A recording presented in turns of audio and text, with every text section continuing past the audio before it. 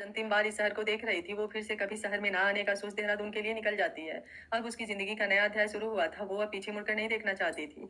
उसने उद्भव सिंह के साथ अपने नाम पर उस घर और कंपनी के पेपर बनवाए। उसके बाद वो वकील को उनके घर के पेपर देते हुए एक बैग में 3.5 करोड़ रुपए देते हुए वकील को अच्छे से सारी बात समझाती है।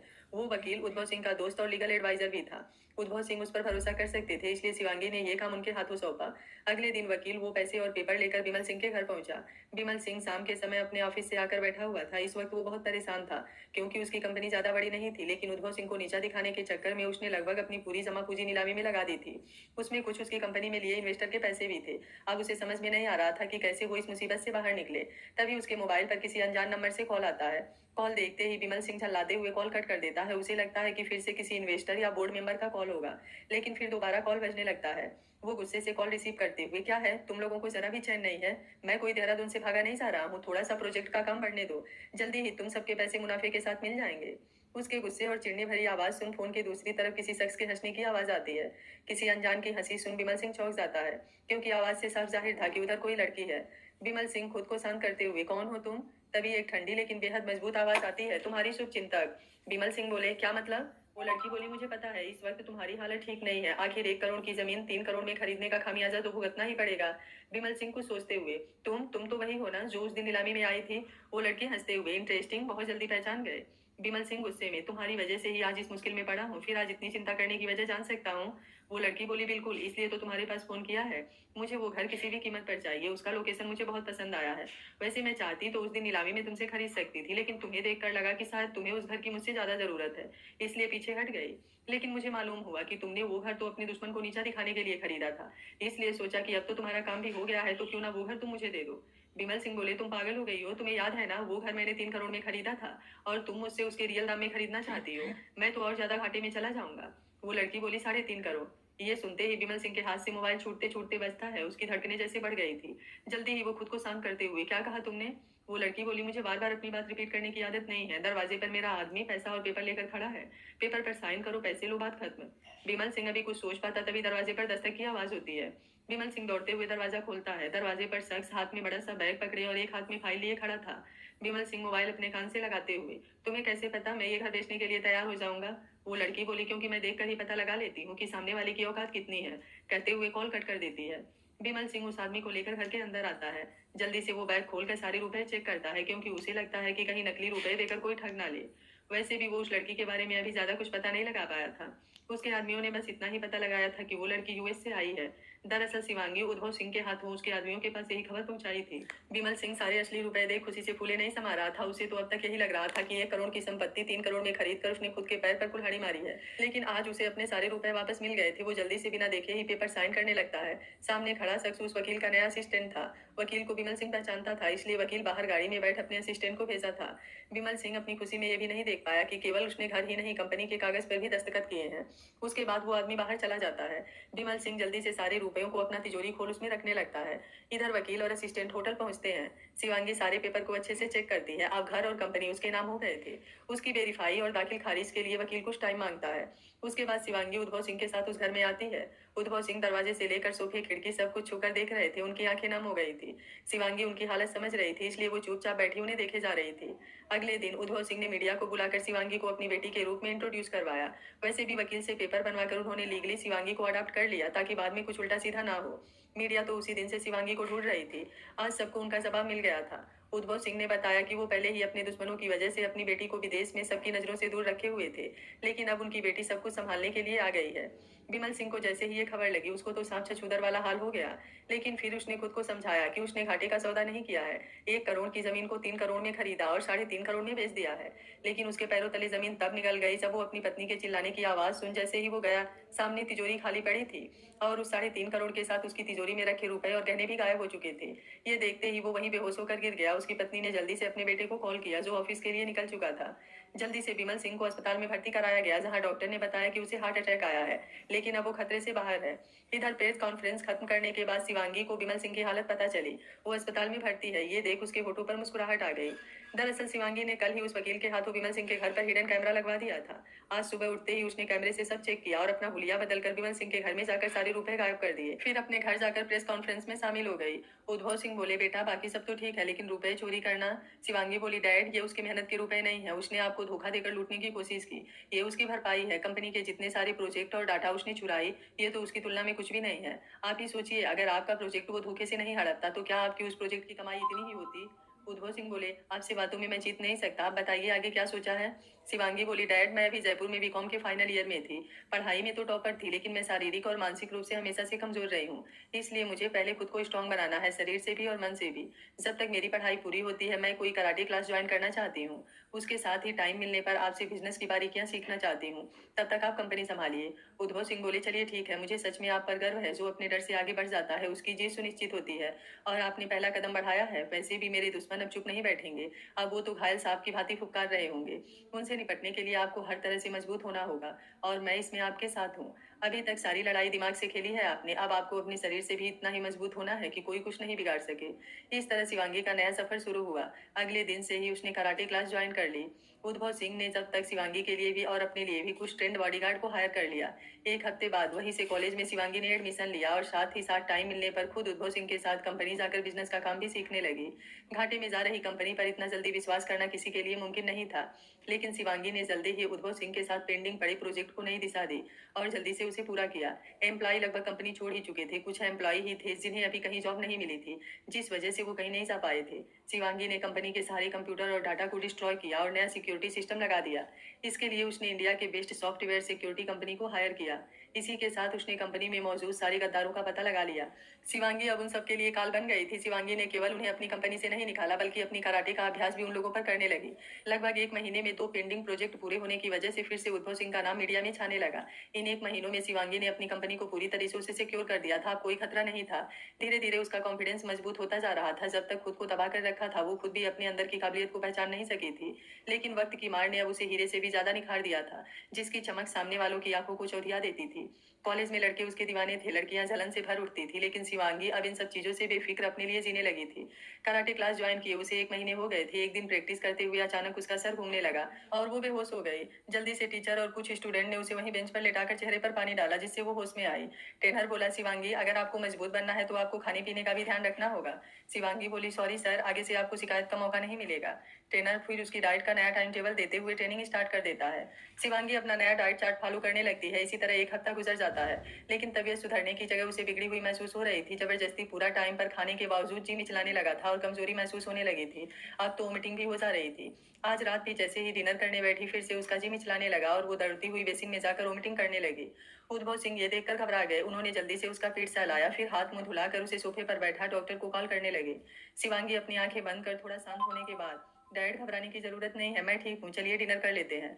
उद्भव सिंह उसका हाथ पकड़कर फिर से सोफे पर बैठाते हुए, कहीं जाने की जरूरत नहीं है, बैठिए यहाँ पर और मुझे बताइए कितने दिन से तबीयत खराब है। शिवांगी बोली, पता नहीं डैड, 1 हफ्ते पहले मुझे ट्रेनिंग सेंटर में चक्कर आ गए थे, उसके बाद तो अच्छे से खाने पीने का ख्याल रख रही हूँ, फिर भी सर घूमता हुआ नजर आ रहा है, बार बार उल्टी हो जा रही है। उद्भव सिंह थोड़ा गुस्सा होते हुए, मतलब कई दिनों से तेरी तबीयत खराब है और तूने डॉक्टर को भी नहीं दिखाया, ऐसे अपने सेहत का ख्याल रखेगी, ऐसे आगे बढ़ेगी। शिवांगी बोली, डैड इतनी बड़ी बात भी नहीं है।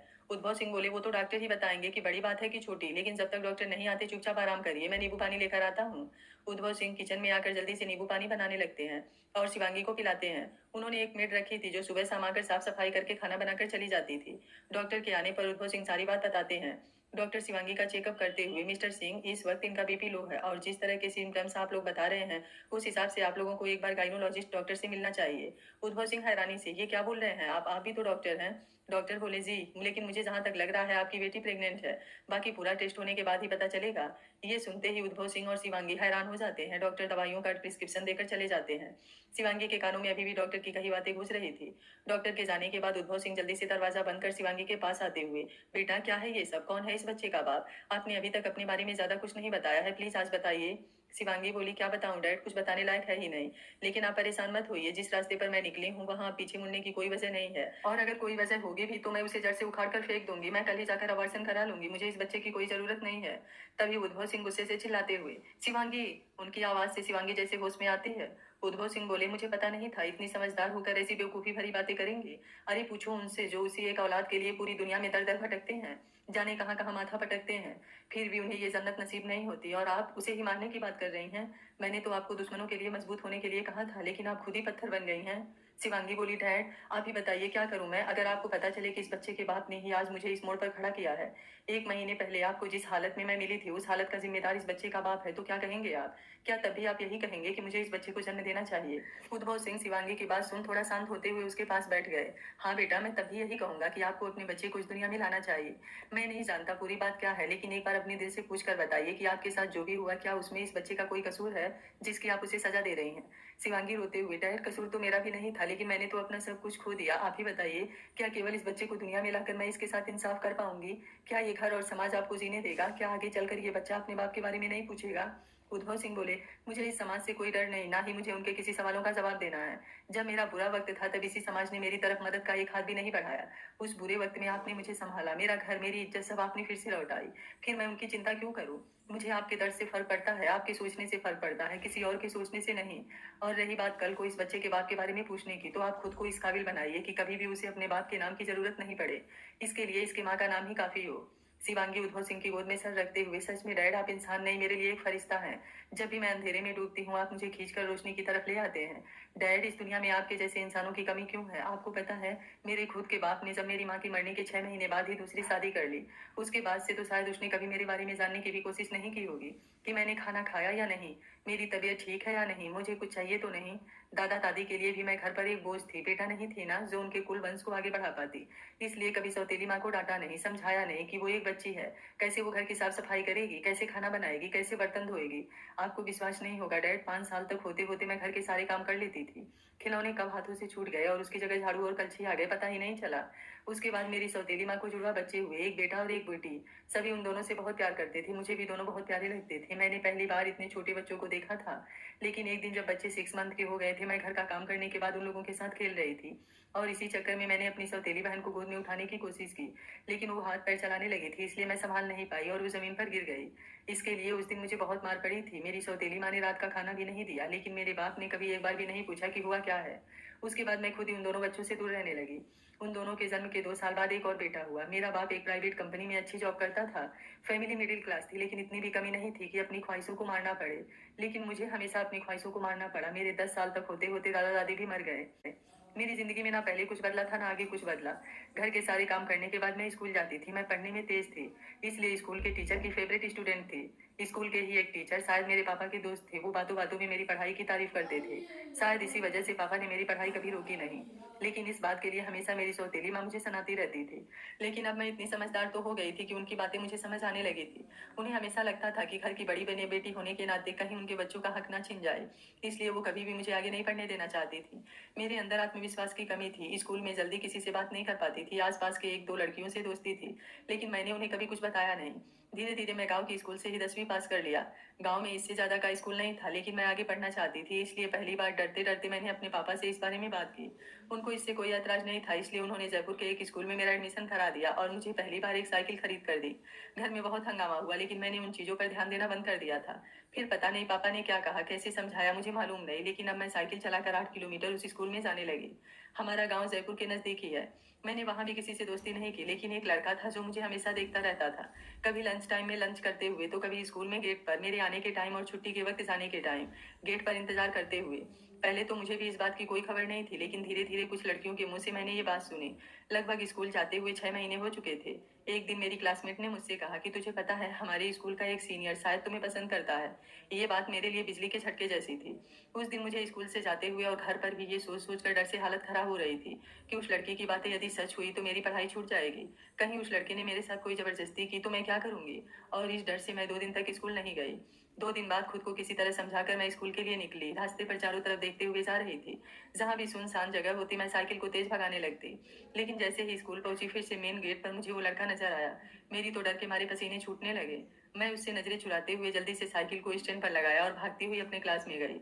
पता नहीं कितने दिन इसी तरह डर डर कर रही, लेकिन धीरे धीरे अब मैं थोड़ी रिलैक्स हो रही थी, क्योंकि वो लड़का केवल मुझे दूर से देखता था, कभी मुझसे बात नहीं की, इसलिए अब मेरा डर थोड़ा कम होने लगा था। लेकिन अब मैं भी उसे छुप छुप कर देखने लगी थी। उसमें एक अजीब सा आकर्षण था। मैंने बातों बातों में पता लगाया कि उसका नाम अच्छांश है और वो 12वीं का स्टूडेंट है। मैं भी उसकी तरफ खींचने लगी थी, लेकिन दिल में डर भी था, कभी उससे बात करने की हिम्मत नहीं हुई। धीरे धीरे 6 महीने भी गुजरे और हमारा 11वीं का फाइनल एग्जाम होने लगा। उस लड़की ने भी 12वीं का एग्जाम दिया, लेकिन एग्जाम से 1-2 महीने पहले ही वो लड़का थोड़ा परेशान नजर आने लगा। वैसे शांत तो पहले से भी था, बस कभी कभी अपने दोस्तों के बीच मस्ती करते हुए दिख जाता था। लेकिन कुछ दिनों से वो रेगुलर स्कूल भी नहीं आ रहा था। जिस दिन नहीं आता, उस दिन मेरा भी मन पढ़ाई में नहीं लगता। फाइनल एग्जाम खत्म होने के बाद मैं अब रिजल्ट का इंतजार कर रही थी और साथ ही साथ मैं उदास थी कि अब अच्छांश को कभी देख नहीं पाऊंगी। मैं खुद को कितना समझाने की कोशिश की कि हो सकता है ये उम्र का अट्रैक्शन हो, लेकिन उसका ख्याल दिल से जाता ही नहीं था। इसी चक्कर में कभी कभी काम करते हुए ध्यान नहीं रहता और मुझसे गलती हो जाती, जिसके लिए फिर से सौतेली माँ की गालियों की बरसात होने लगती। रिजल्ट आने के बाद 12वीं का क्लास स्टार्ट हो गया। मुझे अच्छांश की कमी खलने लगी थी, लेकिन इतने दिनों में मैंने खुद को समझ लिया था कि मैं उसके काबिल नहीं हूँ। लेकिन दिल को कैसे समझा पाती? जितना ही उसके ख्यालों से दूर भागने की कोशिश करती, उतना ही वो और याद आता। पहले सोचा कि धीरे धीरे इस बात को भूल जाऊंगी, लेकिन ऐसा कभी नहीं हुआ। रात को जब सोने जाती तब भी उसके ख्याल आंखों पर छाने लगते। सुबह उठती तब भी उसका नाम लबों पर आ जाता।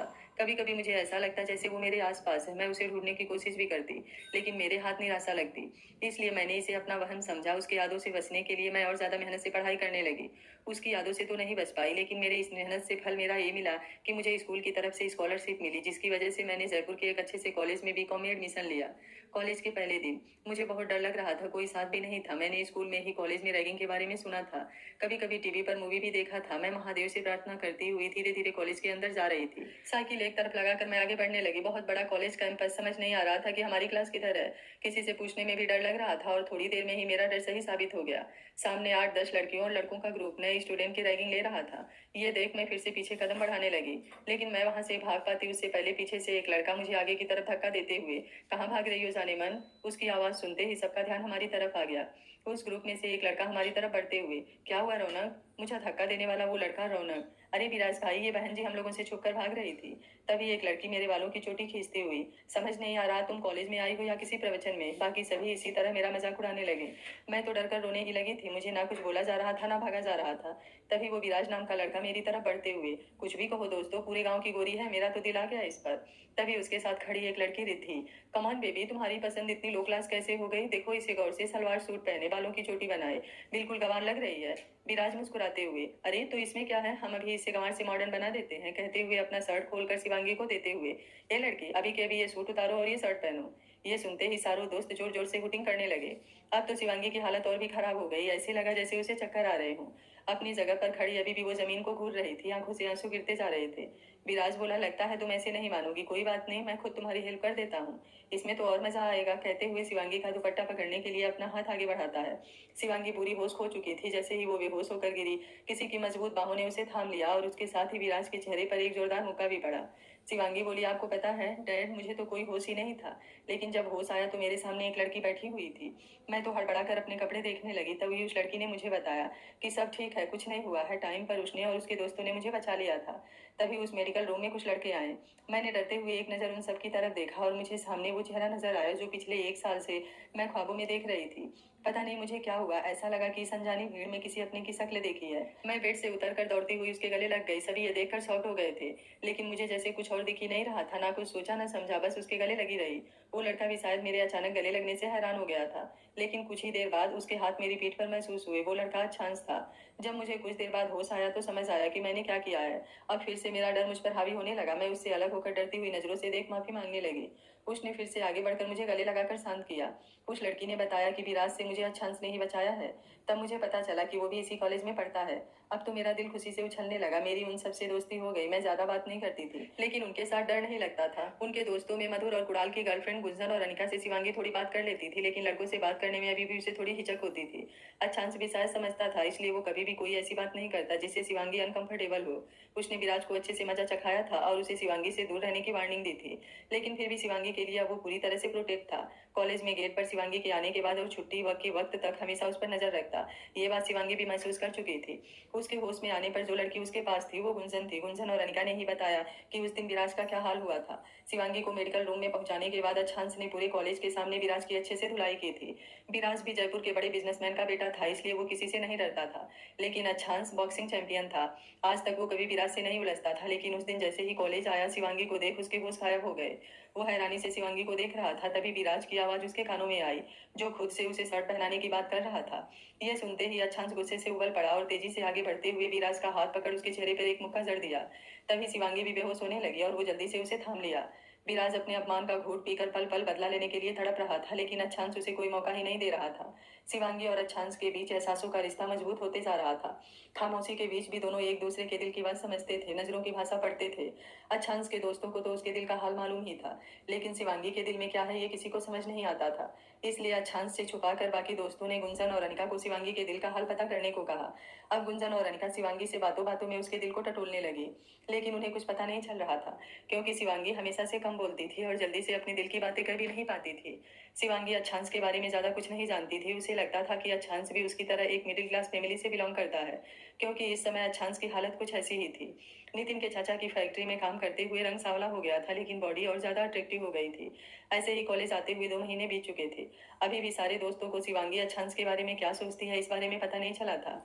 उस दिन अच्छांश बॉक्सिंग रिंग में बॉक्सिंग कर रहा था। बाकी दोस्त भी वहीं थे, इसलिए क्लास खत्म होने के बाद गुंजन और अनिका शिवांगी को लेकर बॉक्सिंग रिंग में आ गए। शिवांगी अच्छांश को बॉक्सिंग करते देखने लगी। कुछ ही देर में मैच समाप्त हो गया था। अच्छांश हेलमेट, ग्लव्स, बाकी प्रोटेक्शन की चीज निकालते हुए कुणाल के हाथों से पानी का बोतल लेकर जैसे ही अपने चेहरे पर डाला। शिवांगी हिप्नोटाइज हुई उसे देखते रह गई। वो जाने कितनी देर तक ऐसे ही उसे देखती रही। उसे होश तब आया जब अच्छांश उसके सामने आकर उसके कानों के पास झुककर अपनी मैग्नेटिक आवाज में क्या देख रही हो कहते हुए अपने सर को जोर से हिला दिया, जिससे बालों पर अटका पानी शिवांगी के चेहरे पर पड़ने लगा। शिवांगी को होश आया। अपने सामने इतने करीब अच्छांश को देख ऐसा लगा जैसे दिल निकल कर बाहर ही आ गया हो। वो हड़बड़ाते हुए पीछे कदम लेते हुए चारों तरफ देखने लगी, लेकिन पूरा रिंग खाली हो गया था। हाँ, ये अलग बात है कि उसके दोस्त अभी भी छुप छुप कर देख रहे थे। शिवांगी किसी को ना देख और ज्यादा घबरा उठी। वो जैसे जैसे पीछे कदम बढ़ा रही थी, अच्छांश मुस्कुराते हुए उसकी तरफ बढ़ रहा था। शिवांगी हकलाते हुए, सच सॉरी सॉरी, मुझे गलत मत समझिए, मैंने मैंने कुछ नहीं देखा। अच्छांश अचानक से अपने हाथ बढ़ाकर शिवांगी को कमर से पकड़ते हुए अपने करीब खींच लिया। शिवांगी अच्छांश के छूने से कांपने लगी। अच्छांश उसके कांपते वजूद को अपने सीने में सिमटते हुए, रिलैक्स, कुछ नहीं हुआ है, पहले खुद को शांत करो। शिवांगी पर अच्छांश की बातें जैसे टॉनिक की तरह काम कर रही थी। वो उसके शर्ट को जोर से अपने दोनों हाथों में भींचते हुए शांत होने लगी थी। अच्छांश अपना एक हाथ उसकी कमर पर लपेटे दूसरे हाथों से लगातार उसके बालों को सहला रहा था। जैसे ही उसे महसूस हुआ कि अब शिवांगी शांत हो गई, उसने सुकून से अपनी आंखें बंद कर ली। शिवांगी इस एहसास को पहली बार महसूस कर रही थी। अपनी मोहब्बत के गले लग कितना सुकून महसूस होता है, ये उसे आज मालूम चल रहा था। सारी दुनिया को भूलकर इस वक्त वो इस पल को जी रही थी। सारे दोस्त मुस्कुराते हुए अपने अपने मोबाइल में दूर से ही उन दोनों की पिक्चर खींचते हुए वहां से बाहर चले जाते हैं। लगभग 10-15 मिनट बाद अच्छंश अपनी आंखें बंद किए हुए ही, शिवांगी शिवांगी बोली, अच्छंश बोला, बहुत प्यार करता हूँ आपसे। शिवांगी बोली, मैं भी, लेकिन मुझे डर लगता है। अच्छंश बोला, क्यों, मुझ पर भरोसा नहीं है? शिवांगी बोली, बहुत भरोसा है आप पर, इतना जितना भगवान पर भी नहीं, लेकिन आप मेरे बारे में नहीं जानते। अच्छांश बोला, किसने कहा कि मैं आपके बारे में नहीं जानता हूँ? आपके पापा रंजीत कपूर यहीं जयपुर के सूर्यवंशी कंपनी में काम करते हैं। आपकी सौतेली माँ राखी कपूर और उनके 2 बेटे और 1 बेटी। और कुछ भी जानना है? शिवांगी अच्छांश के मुंह से ये सुनते ही हैरानी से अपना सर उठाकर उसे देखने लगी। अच्छांश मुस्कुराते हुए, आपको 2 साल 4 महीने से जानता हूँ। उस दिन जब आपने 11वीं में एडमिशन लिया था, पीले कलर के सूट में दुनिया की सबसे हसीन लड़की देखी थी। लेकिन आपका किसी से बात ना करना, हमेशा डर डर कर रहना मुझे आपके सामने आने की इजाजत नहीं देता था, और मुझे इसकी वजह भी जाननी थी। आज के जमाने में जहाँ लड़के लड़कियां बचपन से ही इतने ज्यादा बोल्ड होते हैं, वहां पर एक 16 साल की लड़की सबसे डरती थी। इसलिए मैंने आपके बारे में पता लगाया।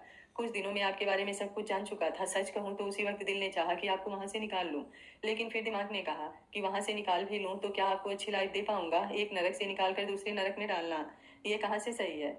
इसलिए मैंने अपने दिल को रोक लिया, लेकिन आपको देखने की तलब से खुद को रोक नहीं पाया। लेकिन 6 महीने बाद आप कुछ दिन जिस तरह से मुझसे डरने लगी थी, सच कहूं तो बहुत बुरा लगता था। शिवांगी बोली, क्या आप सच में मुझे उस समय से प्यार करते हैं? अच्छांश उसकी मासूमियत भरे सवाल पर मुस्कुराते हुए, कोई शक है आपको? शिवांगी बोली, तो कभी कहा क्यों नहीं? अच्छांश बोला, कैसे कहता, आप तो डरती थी। शिवांगी बोली, लेकिन बाद में नहीं डरती थी। अच्छांश बोला, अच्छा, तो बाद में क्या करती थी? शिवांगी ये सुन शर्मा कर फिर उसके सीने में छुप जाती है। अच्छांश बोला, जानता हूँ, आप भी मुझे पसंद करने लगी थी। कई बार आपका छुप छुप कर मुझे देखना महसूस किया था मैंने, लेकिन मैं पहले खुद को कामयाब बनाना चाहता था, क्योंकि उस वक्त मेरे सर पर खुद छत नहीं था। फिर आपको कैसे रखता? शिवांगी बोली, लेकिन मुझे दौलत या ऐशो आराम की जिंदगी जिंदगी नहीं चाहिए, मुझे तो बस अपनापन चाहिए, आपका प्यार चाहिए। अच्छांश बोला, मालूम है मुझे, आपकी इसी सादगी पर तो ये अच्छांश सिंह अपना दिल हारा है। शिवांगी बोली, जब जानते हैं तो फिर इतना क्यों सोचते हैं? अच्छांश बोला, सब समझता हूँ आपको, पहले यहाँ से निकलते हैं, अगर किसी की नजर पड़ गई तो बात का बतंगड़ बन जाएगा। मैं डरता नहीं हूँ, लेकिन अभी हालात जैसे हैं, हमें अभी किसी की नजरों में नहीं आना है। शिवांगी को उसकी बातें अच्छे से समझ तो नहीं आती, लेकिन उसकी बात मानते हुए दोनों वहां से निकल कर बाहर आते हैं। इस वक्त कॉलेज की छुट्टी हो चुकी थी। बाहर ग्राउंड में सभी दोस्त दोनों का इंतजार कर रहे थे।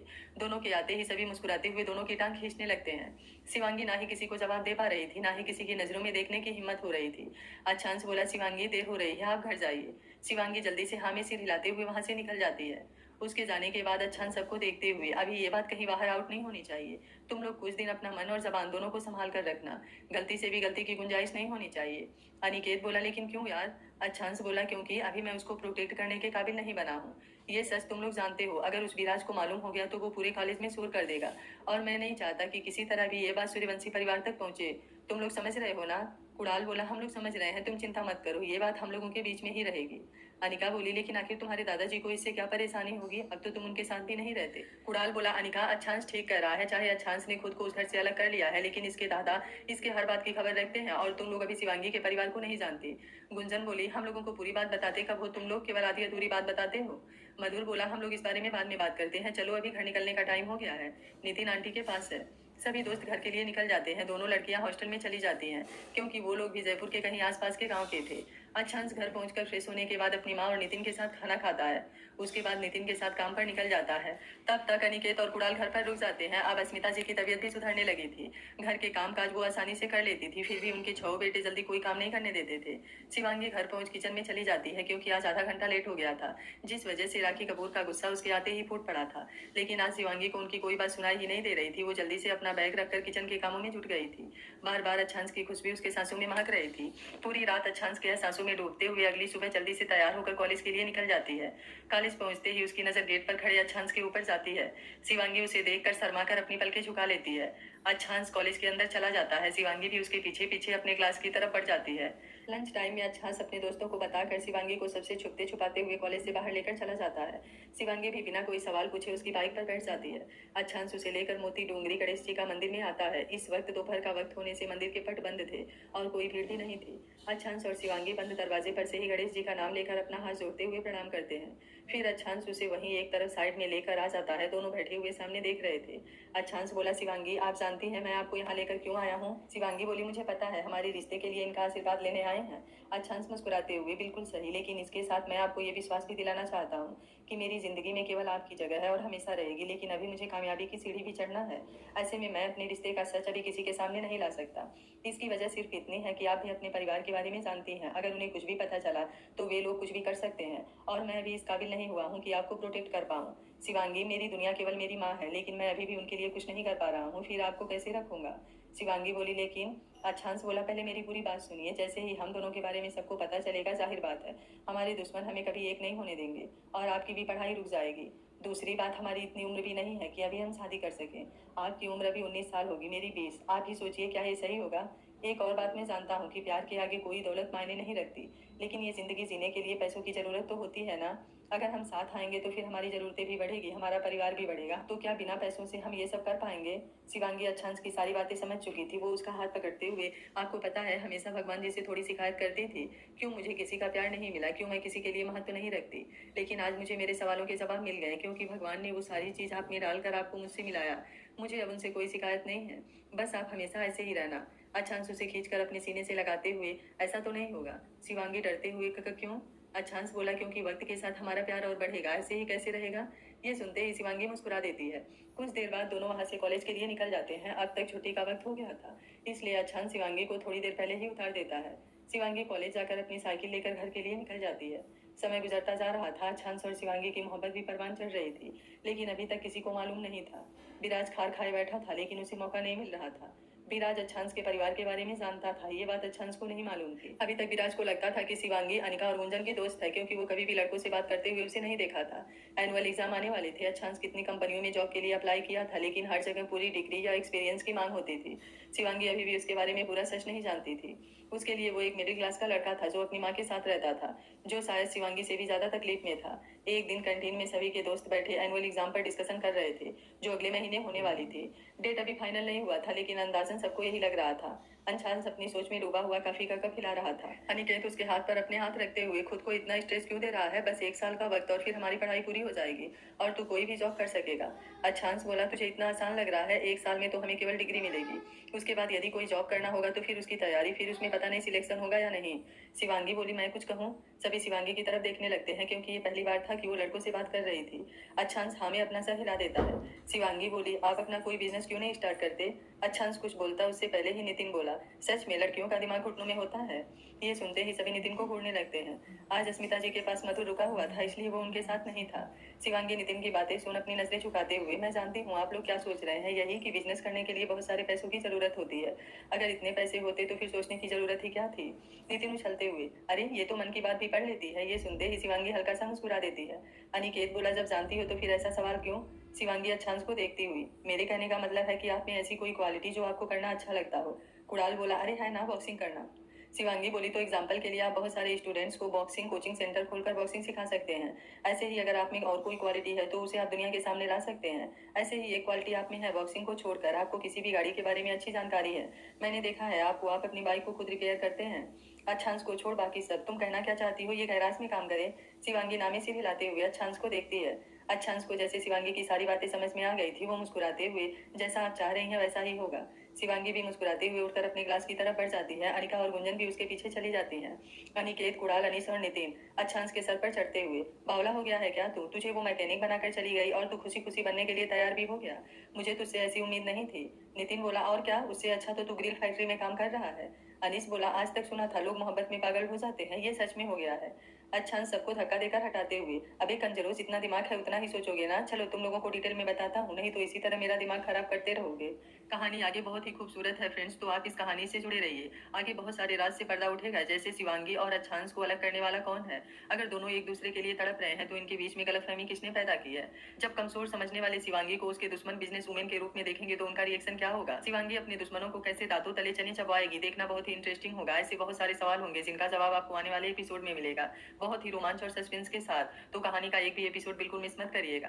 वीडियो अच्छा लग रहा है तो लाइक शेयर एंड चैनल को सब्सक्राइब कर लीजिएगा। Thank you for watching. मिलते हैं कहानी के अगले भाग में।